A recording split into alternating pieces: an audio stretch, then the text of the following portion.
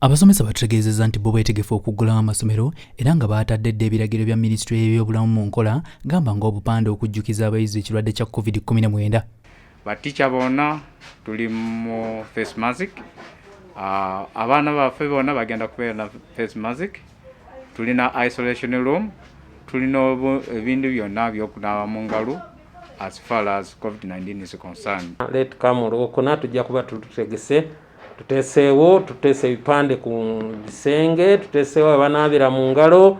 Abalala era basazeewo n'okuteekawo ebitabo ebanaawandiisizanga amannya g'abayizi abazze ebibakwatako saako n'ebipimo byabwe. Then the reason as to why you are entering the school. After that we shall take your temperature and we shall record it. From there we shall record the time that you have entered the school. Then we shall have to record your ID inside our book. Then you give us the time that you're going outside. Then you will sign and you give us the contact such that we can be able to trace you in case we find a problem with you. Mu kaweefube y'omu abandi basazeewo okuddaabiriza amasomero gaabwe olw'ensonga nti kibadde kitutte ebbanga nga mpaawo abeerawo ko n'ebirala bingi. Tugezezzaako painting essomero, tusaze ebibiina tukendezezaamu abaana ne tugira nti tudistributinga nga tuteekamu abaana abajjamu batontono olwa social distancing ey'emita 2.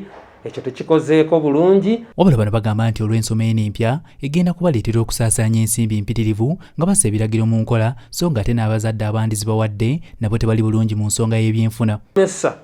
Jjukira abasomesa bano basomesa bonna abasomesa essomero lyonna basomesa ekibiina ky'S4 ne 6. Kati kigenda tukositinga nti olina oleeta abasomesa 3 oba 4 olunaku kigenda kukositinga ate tewali ssente zabasasula. So awo ye challenge gye tukyalina era kutuula n'abasomesa tuteese tulabe tukoze tutya naye nga kitumenya. Wabula mu kwogerako n'abazadde ku nsonga eno bwe batyo batuzeemu nga bangi tebawagira nteekateeka ya kuzza baana abali mu bibiina ebyakamalirizo bokka ku masomero. Abazadde tetulina ssente era nze mbadde nsaba abaana baffe bonna baddeyo omwaka ogujja January 2 abaana nga badde ku ssomero buli mwana adde mu kibiina kye kyabaddemu. So kati abaana balina kubalizeeyo omwaka ogujja oba omwezi ogujja nga buli COVID ono amaze okukola ki okutereera. Ng'oggyeko ebizibu by'ensimbi abazadde bye bayitamu abamu baakuddamu okugula zi yunifoomu olw'ensonga nti abaana abamu baagezze nga yunifoomu zino tezikyabatuuka.